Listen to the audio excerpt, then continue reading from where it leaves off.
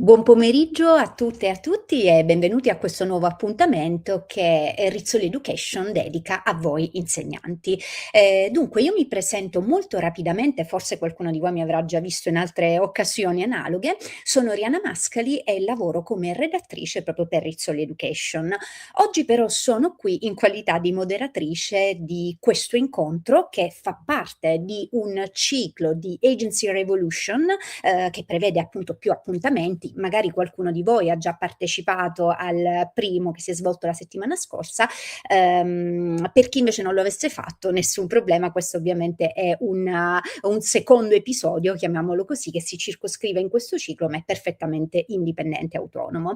Prima di passare la parola alla nostra relatrice di oggi, che a breve vi presento, qualche informazione tecnica legata a questo incontro. Dunque, innanzitutto staremo insieme per circa un'ora, nel corso della quale la nostra relatrice esporrà il suo intervento e voi avrete la possibilità di formulare eventuali dubbi, domande, richieste di approfondimento in due modalità diverse, o tramite la chat, quindi appunto forse il metodo più pratico, oppure tramite il QR code che vedete in sovraimpressione, inserendo il codice dell'evento che è proprio 96, quindi inquadrando con il vostro smartphone, come ormai siamo abituati tutti a fare, potete accedere e inserire la vostra domanda anche tramite cellulare.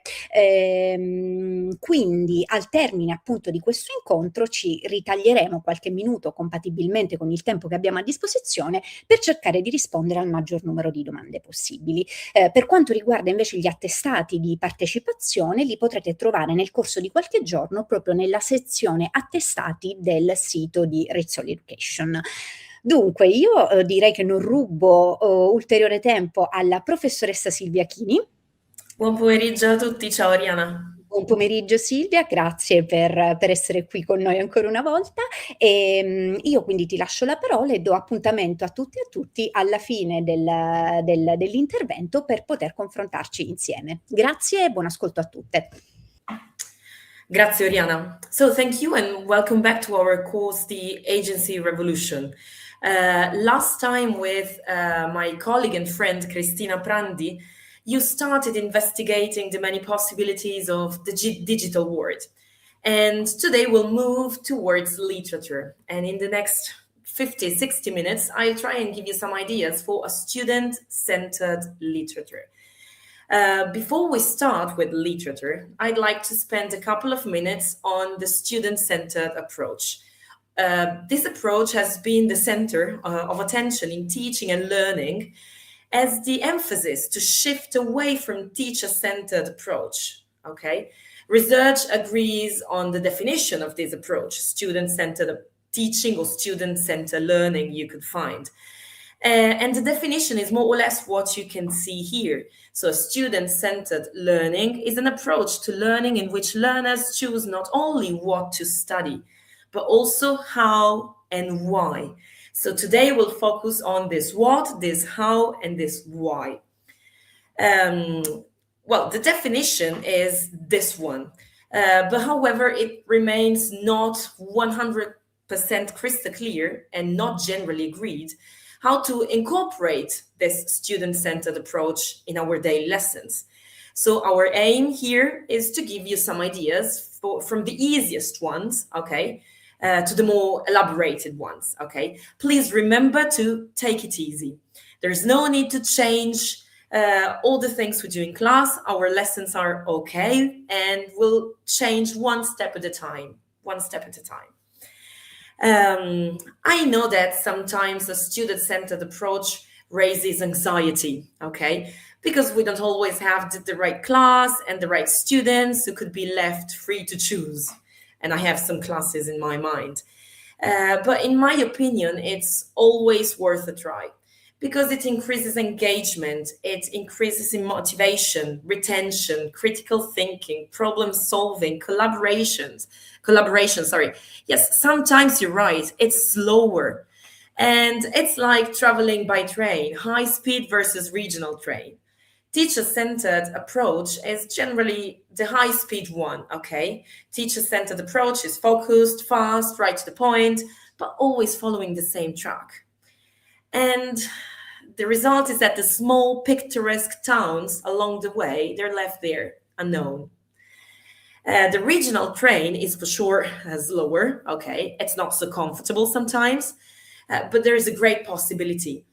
Choosing whether to get off when you see a picturesque town, or speaking to locals and asking them where to eat or what to do, whether to stop, whether to move on. So it's a great possibility. But before moving towards literature, I would like to know what you think about student-centered approach. So if you have the possibility, I'm asking you now to scan this QR code, and you will see in a second, you will see this survey, because I really want to start from what you think, okay? And the first question I'm asking is, write 3 words that come into your mind when you think about student-centered lessons. You can write whatever comes into your mind. You can write adjectives, you can write short sentences, so up to 20 letters. You can write verbs, you can write positive or negative things, okay? So I'm just asking you to share your opinion. What comes into your mind when you think about student-centered approach? Because I'm sure that we all have in mind the classes in which we have the possibility to let them choose, okay? And we also have in mind the classes in which we do not have the possibility to let them choose, because otherwise it would be super chaotic. Thank you for answering. So we can start reading. Oh, democratic, that's great. Motivation, motivating, thank you. Not always effective, 100% agree with you. Independent, that's for sure. Challenging, that's another thing. And since it's quite big, I think that quite a lot of colleagues. Active participation, great. Tiring, oh, you're right. Joyful, that's also something I agree with. Handmade, that's great. Freedom, opportunity, chatting, exciting, engaging once again. Active, maybe a surprise. Oh, you're right, maybe a surprise. Thought-provoking, that's great, because sometimes students have a lot of things to say. Interesting, discovery, different point of views, thank you. Entertaining, emotional, you're right. Joyful. So as far as I understand, I mean, reading what you are writing, I would say that you're quite positive towards, your attitude is quite positive towards the student-centered approach. We all know that it's tiring, challenging, and sometimes difficult to organize, but I think that we're on the same page. We think that it's worth a try. The next question, well, it's not a question, it's just to understand your mood, okay, towards the student-centered approach. You pin on a scale from Nicholas to Kate, okay? How do you feel when speaking about student-centered approach? Do you feel happy, carefree, relaxed, excited, focused, stressed, angry? Or you can also choose number 9, because probably somebody here doesn't know what to think about a student-centered approach. On the one hand, you could say, oh, that's a great thing. On the other hand, oh, you could be scared. Sorry. Oh, thank you. Focused, great. Relaxed, good. Excited. I'm excited as well, to be honest, because I think it's challenging, it's tiring, but it's effective, as you wrote in the previous question, in the previous slide. Relaxed, thank you. Most of you are excited and focused. Thank you. And some of you, well, you don't know whether to be positive or negative, okay? Oh, hopefully you will change your mind at the end of this webinar. Excited and focused are the 2 most, yes, I would say, are the most frequent answers. Oh, okay. Thank you for sharing your opinion. That's super important to me, because in this way I know what to present and how to present it. So we can go back to our slides, and we can go back to our student-centered literature. Thank you for sharing your answers. I don't know if you can see the slides once again. Okay, good. So thank you once again for sharing your answers. I hope in the next 40, 50 minutes, you will find some interesting ideas for your classes. The title of this webinar, the title of this meeting is Student-Centered Literature. So we're moving towards literature. When it comes to literature, teachers have different opinions, of course. On the one hand, we have the literary canon teachers who enjoy teaching the classics, okay, nothing after 1984 generally because there's no time, because the opinion is absolutely right. If students do not study Chaucer, Conrad, Jane Austen, Oscar Wilde at school, they will never know anything about them. On the other hand, like the two households, both alike in dignity, okay? On the other hand, we have teachers who go with contemporary literature and they move from here to there, okay, to present different perspectives. A bit, as I said before, like the two households, both alike in dignity, okay? Over the decades, many rifts have opened and widened in our professional community. And one methodology is pitched against the other generally. And the two sides do not listen much to each other. But what I'm saying today is that variety is the key. So there's no right or wrong answer. Mixing and blending, in my opinion, are the keys for success. The good news is that reading literature deeply and fostering joyful reading, well, it's possible. We can have them both. Because I know that one of the main problems we have is that our students do not enjoy reading. They do not enjoy reading texts or analyzing texts. So we can have them both, okay? We each probably hold true to some pretty strong beliefs, okay, about reading, literacy, books. For instance, believing in teacher whole class texts. So I give my class one novel and they all read what I choose, okay? This suggests that focusing on a common text with controlled questions leads to strong readers, okay? Choosing, on the other hand, independent reading, so for example, giving them the possibility to choose what to read, shows the beliefs that choice in reading and individual interpretations matter. So they're both alike in dignity. Both visions are correct. The most important thing, as I said before, is the mix, the blending. We know that the blending is an art for coffee, for whiskey, why not for ESL? I know what you're thinking. Okay, great words, interesting topic, but how do I blend the two approaches in my real class, okay, where I have 25 students with different needs, different learning styles, and moreover, twice a week I have the last lesson of the day, okay? My answer is, once again, do not panic. You don't need to change everything. It will be a mess. And moreover, I'd say that our lessons are good, okay? They don't need a revolution, just an adaptation. Because sometimes just flipping our activities or lessons is the key for success. If you've never tried a student-centered approach for your literature lessons, I really suggest you to start with something easy and manageable, okay?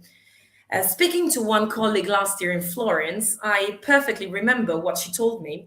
She told me what you can see here. So over a decade of being assigned what to read had failed them, so our students, as skilled or even eager consumers of works. So we all tend to give them the novel to read during the summer, during winter holidays or whatever. And this generally happens from the first year of middle school, okay, to the end, to their maturità, to the end of the high school. Of course, they lose interest in choosing or at least collecting information about novels or nonfiction or poetry. As we read at the beginning, in the first slides, the student-centered approach allows learners to choose what to study, how to study it, and when to study it, but what to. So they're part of the process, okay? And this is, in my opinion, the perfect way to start. Let them choose what to read. You give them a frame or you give them a list, okay? And they choose what to read. These are some examples taken from my past years reading lists in Liceo Scientifico, Classico, Scienze Umane, even Linguistico. For example, as you can see, second year Liceo Scientifico, we approach detective stories. In class, we read some short stories or a novel, okay, focusing on the main elements of the genre. And then I let them choose what novel to focus on. As you can see, there are different reading levels, there are different types of books, different historical periods, so that more or less everybody could find something interesting. And I also asked them to investigate. I only give them the titles, okay? I give them something like this, a list with covers, book covers, and the titles. And they investigate, they collect information about the books they want to read or the book they want to read, okay? So that at least they understand how to collect information, and then they choose. Third year, for example, Liceo delle Scienze Umane, we cover travel writing. I start with Chaucer, move on with Robinson Crusoe and Swift and so on. As independent reading, I ask them to choose among different titles, both fiction and non-fiction, contemporary and not contemporary authors, okay? And they all deal with traveling in different ways. Every year I try and adapt the list to the class, okay? If I have students that are interested in sports, I add something linked to sports, and so on. As you can see, titles are extremely various, okay? For example, we have non-fiction, Sovietistan. It's the story of a journalist. She travels along the borders of Russia and she visits the former stands. Then we have Bill Bryson, once again, Down Under in Australia. This is easy. I generally give this book give this book to the lower levels. Okay, then we have A Passage to India, which is something huge and important. Then we have The Long Walk, once again, real story of people who managed to escape from Siberian gulags, and they walk, the long walk, they walk to India. And I give them time, I give my students time to investigate, to collect information, to choose the book, and to start reading. This lists can be used for everything, every single topic, okay? Not just for prose, but also for poetry, you can have lists, okay? The 21st of March is World Poetry Day, so why not giving them some poems to read? Here you have a list of poems I generally give them when I cover war poets in class, 5th year students. These are all contemporary poems related somehow to war, unfortunately. But as you can see, you have other reading lists. The green one, I'm not saying anything about the green one because we will speak about it later, or the blue one, the second one, the winter reading assignment. For example, 5th year, if you deal with war, we generally deal with war in class, you can give them some books related to other wars, okay, other states, other countries, or you can give them books related to women's issues, since we generally deal with the role of women in war. By using lists, not only you will let them choose, and therefore they will be more likely, they will more likely enjoy what they're reading. But you will indirectly force them to look for information about the books of the list, at least the number of pages, okay? You can tell them to watch book talks or to read reviews and give them a couple of days to choose. Book talks are probably the easiest way, okay? You know, book talks were invented in the middle of the COVID pandemics by a 16-year-old girl who posted on TikTok a series of quotes, and the rest is history. You can give them some time to check, to find some book talks on the book they really want to read, and you can chat about it in class, okay? You can use one lesson to speak about the books and what they found out. If you need inspirations, you can use our LitHUB box. I'm sure you know LitHUB box, just one sentence about it. LitHUB box is a virtual box in which you can find a lot of ready-to-use material and a lot of ideas for your classes. You will find some sections, as you can see here: Educazione civica, extra texts, bookshelf, social and emotional learning, AI experiment. And every month we upload new materials. Every month there is a book talk, okay? It's called Silvia's Bookshelf. Every month you have 4 extra titles with reading levels, a short summary, and some ideas on how to use the books in class. But every month you have some ready-to-use material, something you can print out and bring to class, because I know time is crucial. We know time is crucial. So together with my colleague, Cristina Prandi, you met her last time in your last webinar, we try and upload every single month new material for you to use it in class, together with LitHUB, but even independently. So let's move to the student-centered activities that we can do in class with our students. I know that it's not always possible to make them choose. We have that class, we have the students who are not really, we can't let them choose, okay? If we can't let them choose, or we don't want them to choose, okay, at least my suggestion is make them relate their experiences to what they're reading. So always start from their lives, because they have a lot of experiences to talk about, and they have a lot of experiences they can relate to literature. So for example, if you're teaching Swift, you can start from their traveling experiences in order to help them, okay? That colleague in Florence, the same colleague in Florence, she once told me, we should be giving students different experiences, okay? Interrogating texts or reading different texts and putting them in new text situations to assess their ability to analyze texts. So why not giving them the possibility to read different texts on the same topic and to relate to the text they are reading?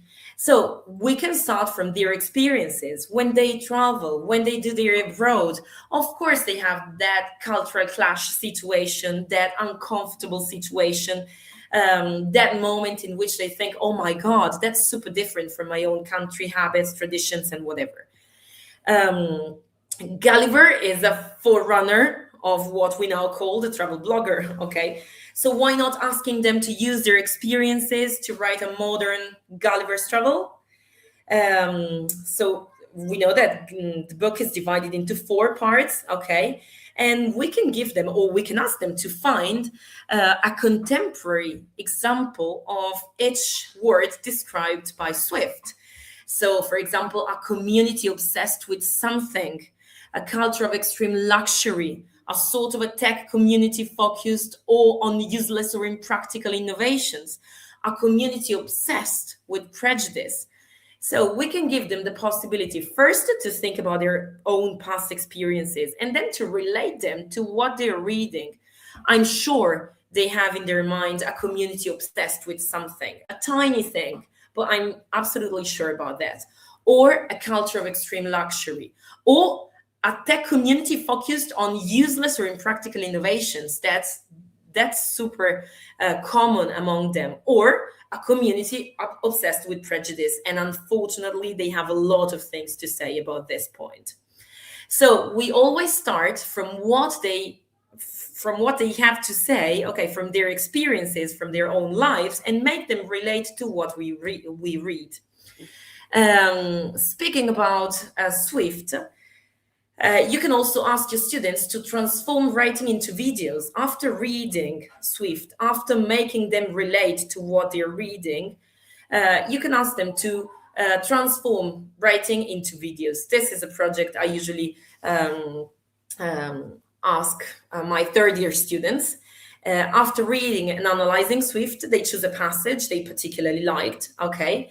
And they write and then record a video with the same characteristics of the text. If you read Swift right before the summer holidays, okay, you can ask them to make some videos while they're on holiday, so abroad. And you can start from those videos at the beginning of the next year, okay? Or they can try and find Swiftian characteristics in the countries they come from, okay, or the country they are in Italy. So it's up to you. But generally, with video projects working in small groups or pairs, okay, they feel more engaged. When it comes to post-reading activities, the possibilities given by the student-centered approach are endless. I'm not spending time on choice boards, okay, because on the 31st, you will have a webinar with my colleague, Cristina Prandi, on choice boards. That I personally find one of the greatest things we can offer our students, okay? So do not miss the opportunity to follow that course, that webinar, and do not miss the opportunity to check Christina's choice boards on in LitHUB box. Speaking about student-centered activities in literature, post-reading activities, I'd like to talk about the Human Library Project. At the very beginning of our meeting, we briefly spoke about the theory behind the student-centered approach. And this is an extract taken from a super famous text. And I will read a couple of sentences. The student-centered model requires that instructors see each learner as a distinct and unique. So, first challenge, we need to organize activities for learners who are distinct and unique. This means recognizing that learners in any classroom learn at different rates, with different styles, different abilities and talents. So second challenge, organizing activities who can offer possibilities to students who are unique, they have different learning styles, different abilities and different talents. In this model, learning is a constructive process that is relevant and meaningful to the learner and connected to the learner's prior knowledge and experience. This is what I said before with Swift. It was just an example. The learning environment supports positive interactions, so working in pairs, small groups among learners, and provides supportive space in which the learner feels appreciated, acknowledged, respected. The learner has the power to master his or her word. So they have the possibility to bring their words into the texts we are reading and we are covering. So in my opinion, the Human Library Project is the perfect project for a student-centered literature. The Human Library Project was developed in Denmark at the beginning of this century and was later adapted for schools. The core idea is that our students become the books they read. Let me explain how this project works in class. First step, you give a reading list. Okay, in this case, it's the beginning of third year, liceo scientifico and classico and delle scienze umane. And I was working on heroes, okay, from Beowulf to contemporary heroes. So as a summer reading assignment, I gave them this list. As you can see, there are different books, different reading levels, different styles, different everything, okay? And I asked them to choose one book from the list. They all have one thing in common. They deal with the concept. They deal with heroes, okay? Completely different heroes. So, for example, we have Triumph. It's the story of the super famous athlete Jesse Owens. The second one is The Dentist of Auschwitz, as the story of a young student who was deported to Auschwitz. And luckily, he had the possibility to bring his tools, dentistry tools, that he was using at university, okay?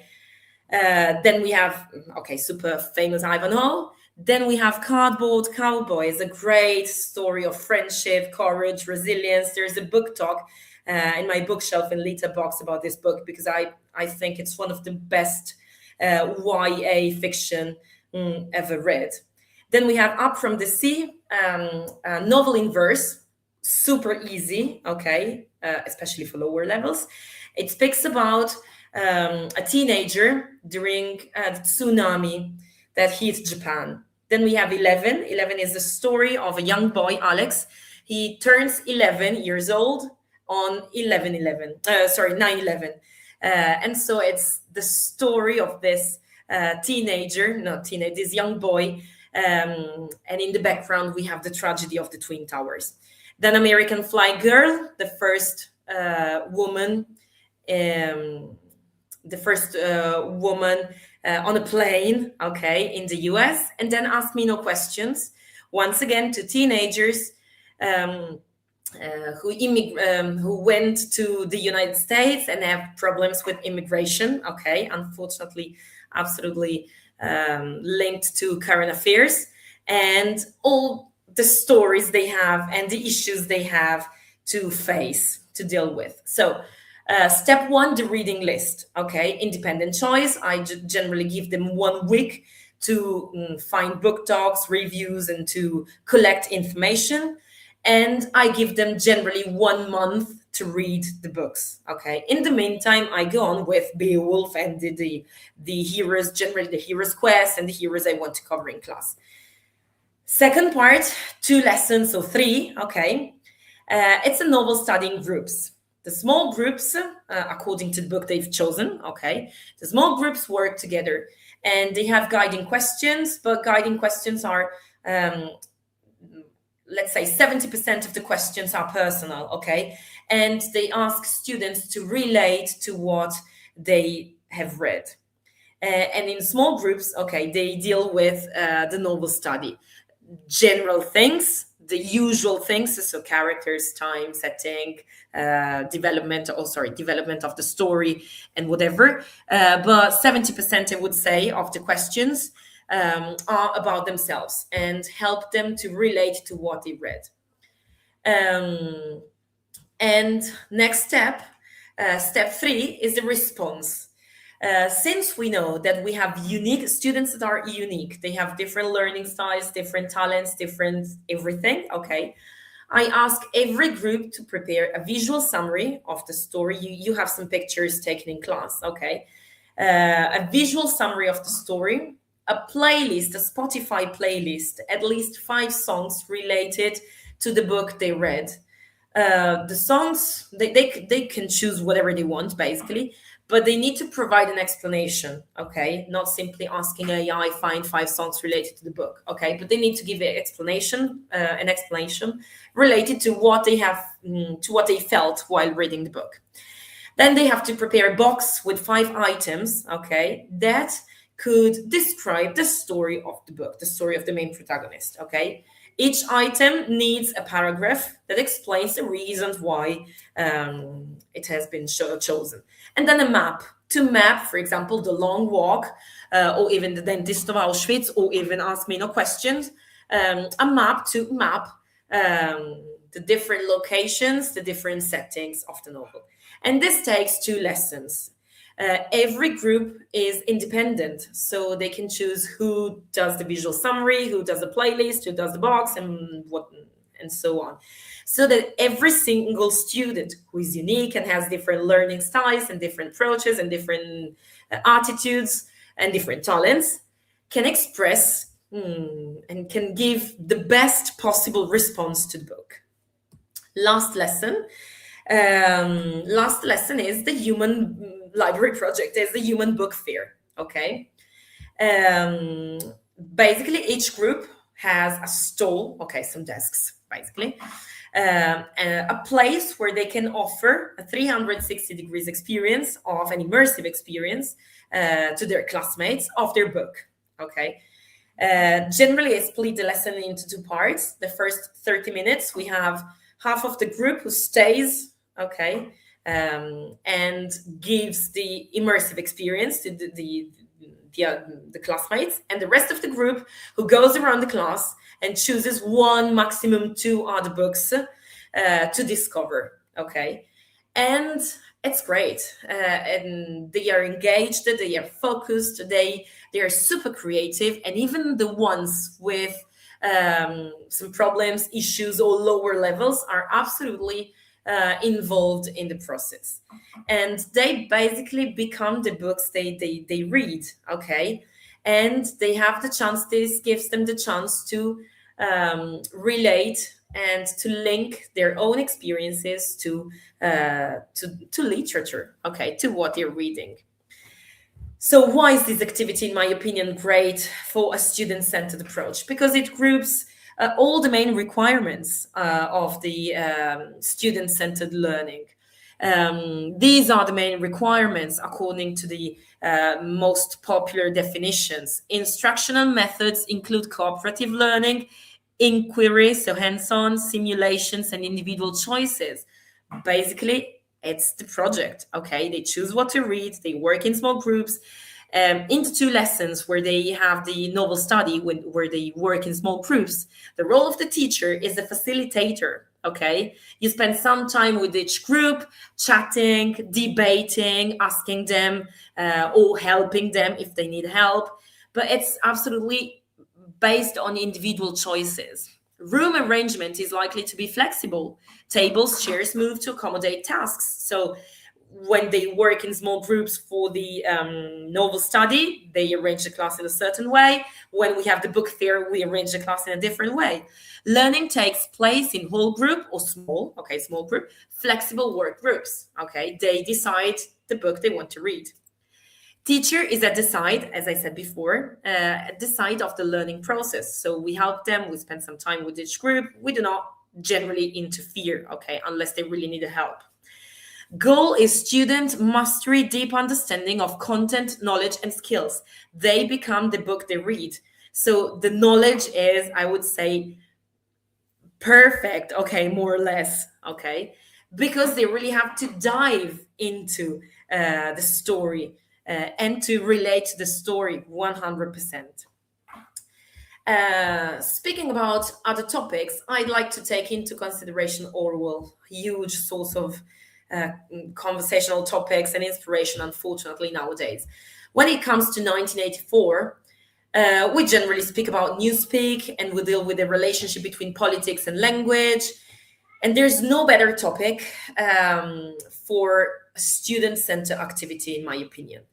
So starting from Orwell's 1984 and the essay Politics and the English Language, we can read some passages, okay, or the quote, political language is designed to make lies sound truthful and murder respectable and to give an appearance of solidity to pure wind, okay. There are some good lesson plans online. So for example, on the teacher website of the New York Times. But if you don't want to go with politics, you can start from the recent coverage of the Winter Olympic Games, okay, to show students and to make them understand that same news means generally different stories, okay. This is a perfect activity for al liceo delle scienze umane because you can link it to human sciences, to the concept of bias, prejudice, that is generally covered between the 4th and the 5th year. So basically, we divide students into small groups and we give them the same news taken from different media, different newspapers, or we give them an event or something that happened, for example, during the Winter Olympics, or if you want to go with politics, something taken from current affairs, and we ask them to find the story, okay, on different newspapers, different media, okay.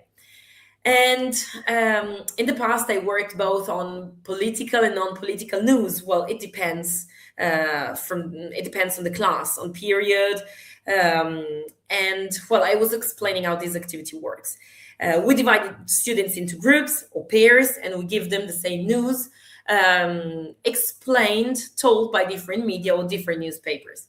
In small groups, okay, the pyramid activity, they compare the stories and they analyze the differences, okay? For example, a great example, I did it last week with my 4th year Liceo delle Scienze Umane class, the ice hockey final match of the Winter Olympics. So Canada versus United States. So the coverage and how the event was depicted is extremely different from US media or Canadian media. In small groups, as I was saying, they compare the stories, they analyze the differences, and you can give them some guiding questions, okay? Or you just give them the task and you say, okay, find the differences, okay? Through the pyramid activity, as I said before, they will find out that language has the power to hide or to highlight certain aspects of the same stories, okay? And in that moment, you can show them how Orwell was extremely specific and extremely detailed in analyzing political language. Political language is not just about politics. It's about how events are presented, okay? Language has the power to change, to cover, to distort facts. From there, you can introduce the slogans of the party. It's a passage that we generally use in class from chapter 1. So after describing London in 1984, after introducing Winston Smith, the author introduces the slogans of the party. Okay, war is peace, freedom is slavery, ignorance is strength. So relating the news and the differences they found, okay, in media coverage to this slogan, to the slogan of the party, they will be able to understand that 1984 is not just fiction. Okay, it's a fictionalized word, but unfortunately, we're experiencing exactly the same things. Okay. The last activity I'd like to present is the so-called student-generated content. One of the key elements of a student-centered approach is not only making students relate to what they're learning and choosing what and why, but choosing also how to study what you're studying, to learn what you're learning. And this movement, the movement that supports the student-generated content, is a great example. Basically, this is a true movement born out of a rejection of the excessive use by language teachers of reading rigid methodologies, okay? Textbooks, materials, a lot of photocopies. It is a fact that sometimes we teachers find ourselves in the, unfortunate position of having to sacrifice something, okay, in order to follow a syllabus or to use specific material we have on the book. The origin of this movement lies in cinema. When in 1995, two Danish directors wanted to highlight the growing dependence of cinema on technology and special effects. And as you can read from the quote, they really wanted to refocus on the storyline and natural settings. In 2001, there was this teacher who basically wrote the manifesto, okay, of this student-generated content movement, and he wanted the same in English language teaching. He called it a rescue mission, as you can read it there, a rescue mission of the ELT, okay, getting rid of the many books or photocopies we tend to use in class. He criticized the volume, as I said before, of materials produced by teachers and not only, questioning whether there was still room for students, okay, students' individuality, uniqueness, and all the things we said before. He really wanted to engage students to activate language acquisition process, to engage them, to make them relate their everyday lives to what they were learning in class.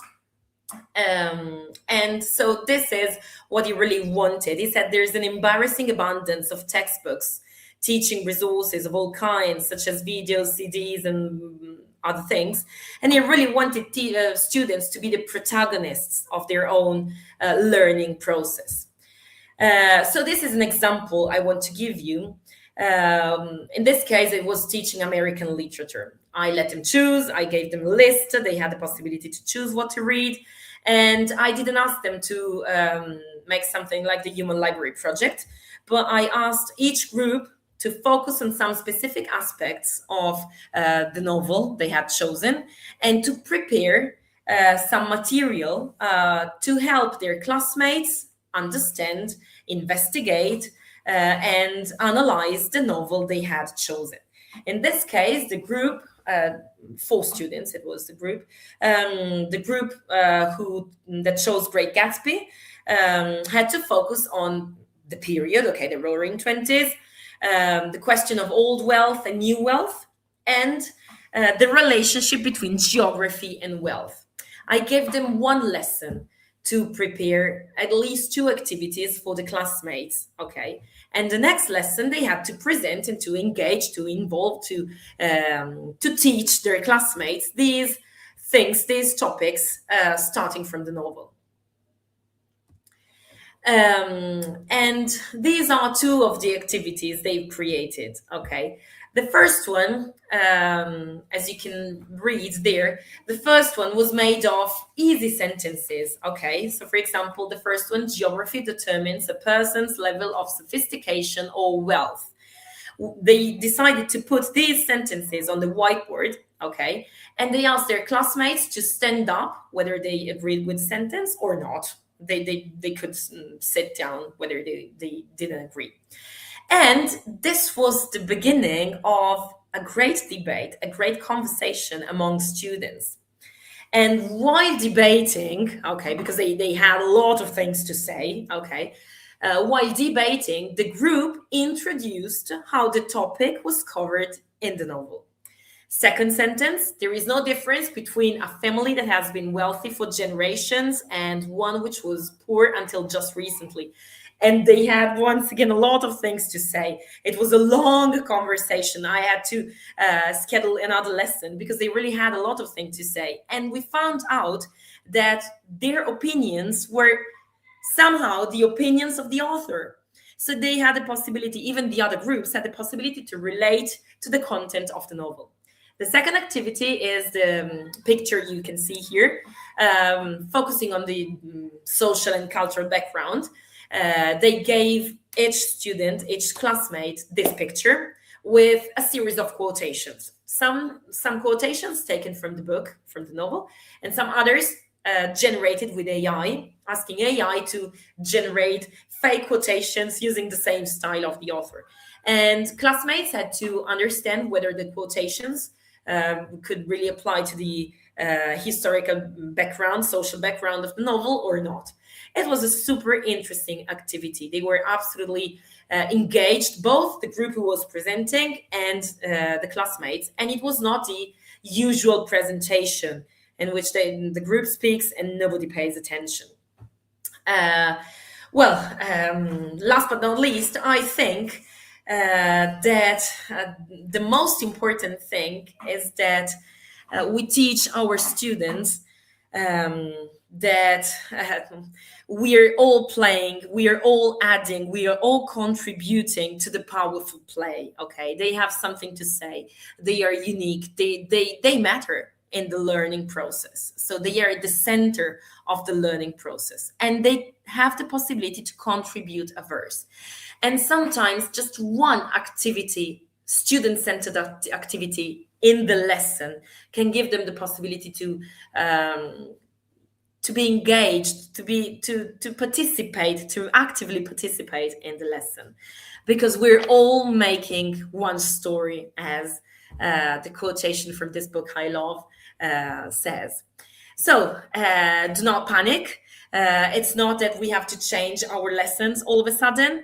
Take it easy, change 1 or 2 things per class per year. And remember that variety is the key.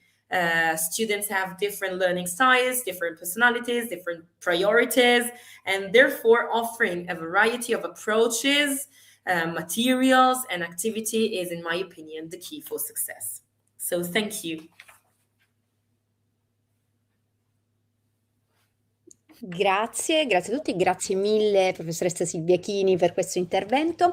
Allora, sono arrivate diverse domande. Io comincerei intanto a raccogliere quelle di natura un po' più tecnica.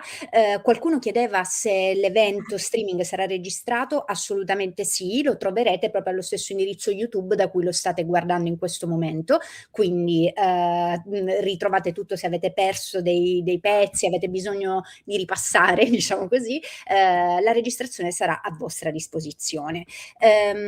Se non sbaglio, qualcun altro chiedeva anche l'elenco dei prossimi appuntamenti. Non so se abbiamo la possibilità di mostrarli via slide, se c'è. Vediamo, eccola qui, grazie mille Silvia, ci fai anche da regia, veramente servizio completo. Ecco, qui trovate tutti i prossimi appuntamenti e anche l'indicazione dell'orario, perché qualcuno appunto aveva chiesto anche nello specifico questo.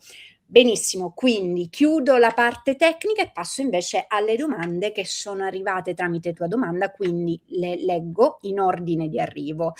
What do you think about using graded reading for students who struggle to learn foreign languages? Okay, that's a good question.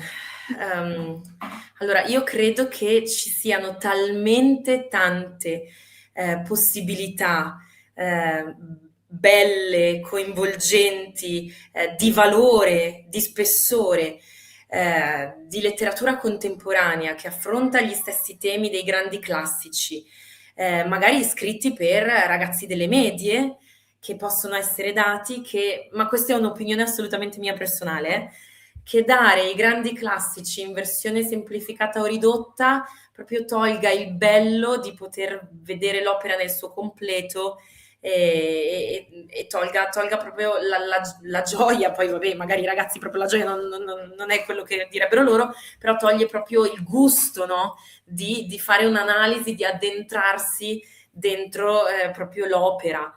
Quindi mi viene da dire, magari scegliamo, almeno io tendenzialmente, se ho dei ragazzi che hanno qualche difficoltà, ve l'ho fatto vedere un po' nelle slide precedenti, nelle mie liste, cerco di trovare qualcosa sullo stesso tema, un pochino più semplice. Per esempio Eleven è semplicissimo, però viene fuori comunque una figura di un eroe normale, non è l'eroe che affrontiamo sicuramente quando leggiamo il Beowulf, però le caratteristiche sono quelle, esattamente come Up from the Sea, è una novel in verse, quindi molto molto semplice da leggere, affronta lo stesso tema, la stessa tematica, sempre la tematica dell'eroe, e ci sono quegli archetipi che tornano sempre, senza bisogno di dare nulla in versione semplificata o accorciata.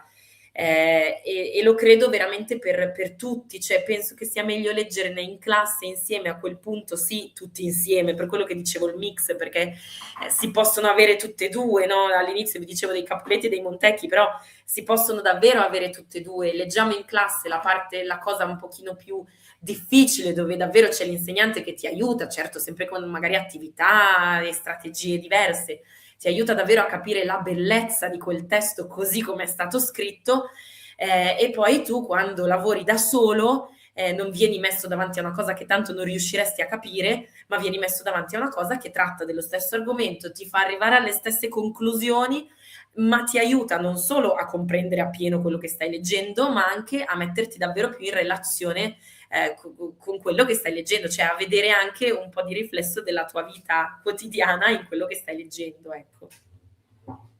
Bene, vedo che sono arrivate, diciamo, delle risposte di consenso da parte del nostro pubblico, Meno quindi male, ho sempre paura perché questa cosa è veramente come the no, two households, è quindi vero, è un argomento, diciamo, appunto, abbastanza divisivo, comprensibilmente, perché ci sono anche delle difficoltà poi oggettive con la lingua, quindi insomma un approccio, entrambi gli approcci funzionano, giustamente appunto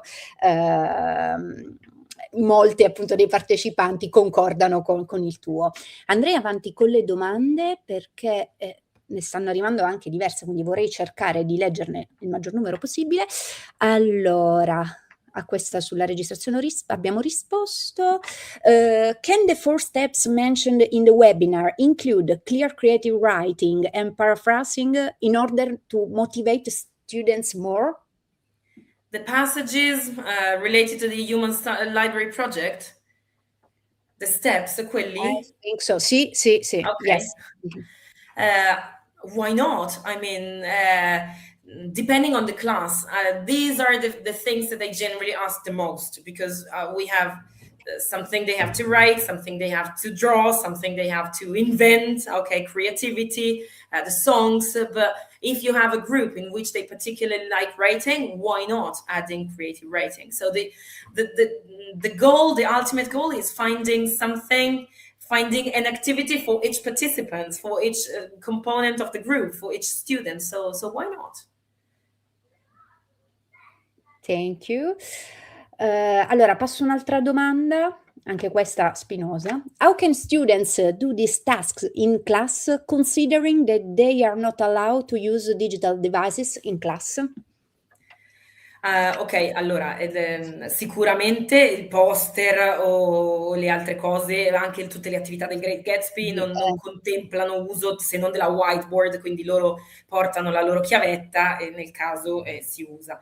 Per quanto riguarda il Human Library Project, io di solito chiedo l'autorizzazione a poter far usare loro il loro computer, non accetto telefoni, il computer per la lezione in cui devono scegliere le canzoni della playlist. Però è l'unica cosa, le altre sono tutte, diciamo, lontane da questa problematica.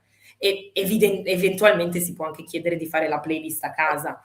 Esatto. Poi quando loro presentano, quando c'è book fair, di solito chiedo loro di mettere un QR code della playlist di Spotify, così che io me li possa scansionare, loro me lo raccontano e mentre loro me lo raccontano io sulla whiteboard magari faccio partire un momento, qualche nota di qualche canzone, però poi loro non utilizzano più nessun device. Ottimo. Ottimo, grazie Silvia. Vado avanti, c'è una domanda che in parte riprende la discussione che abbiamo fatto qualche minuto fa. La leggo. For the Human Library Project, how do you pick the books that end up in the reading list?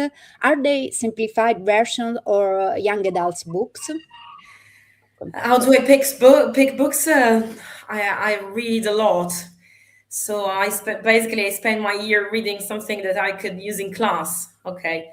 To be honest, once a year or twice a year, I go on Google and type summer reading assignment, and I check the lists of other schools all around the world. So American schools and British schools, but also Australian schools, they have wonderful reading lists. And I pick the ones that I think could fit for my classes. I read them, and if I like them, I use them. And no, there are no graded readings in my lists. I know that you're thinking about Ivanhoe. That was part of one of the lists. But in that class, I had a couple of students who were really into reading, and they asked me specifically for a huge literary classic. Okay.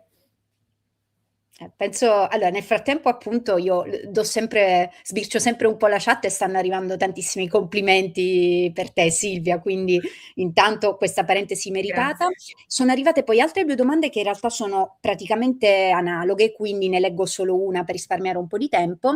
Come possiamo conciliare questo approccio con il nuovo esame di Stato che richiede allo studente di sostenere un'interrogazione classica?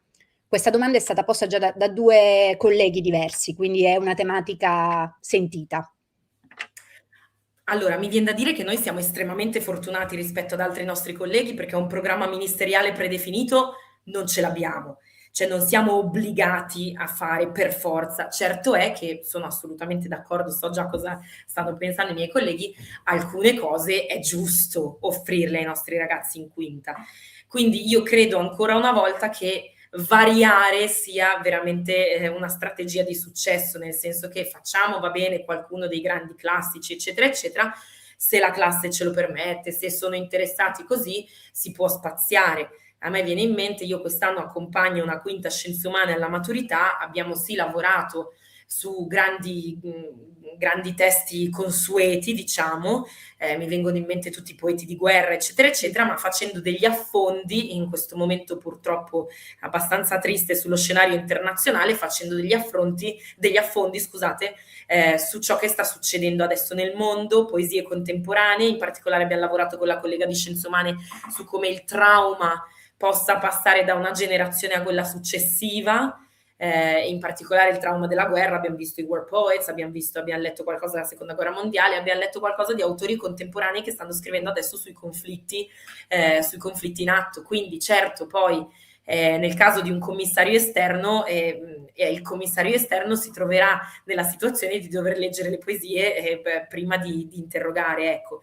Però la grande fortuna che abbiamo è che non siamo assolutamente vincolati a una lista di autori e di testi come possono essere altri nostri colleghi, quindi questo ci lascia libertà di agire, ecco, in questo senso.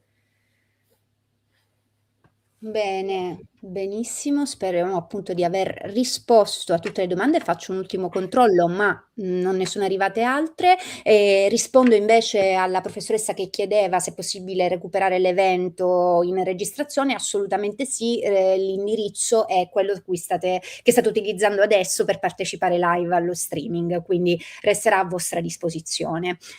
Io ringrazio tantissimo Silvia Chini per questo interessantissimo intervento, sia a nome mio sia a nome appunto di tutti i partecipanti che Grazie. stanno in questo momento scrivendo in chat, e ringrazio anche tutte voi e tutti voi per aver partecipato e vi do appuntamento al prossimo incontro organizzato da Rizzoli Education.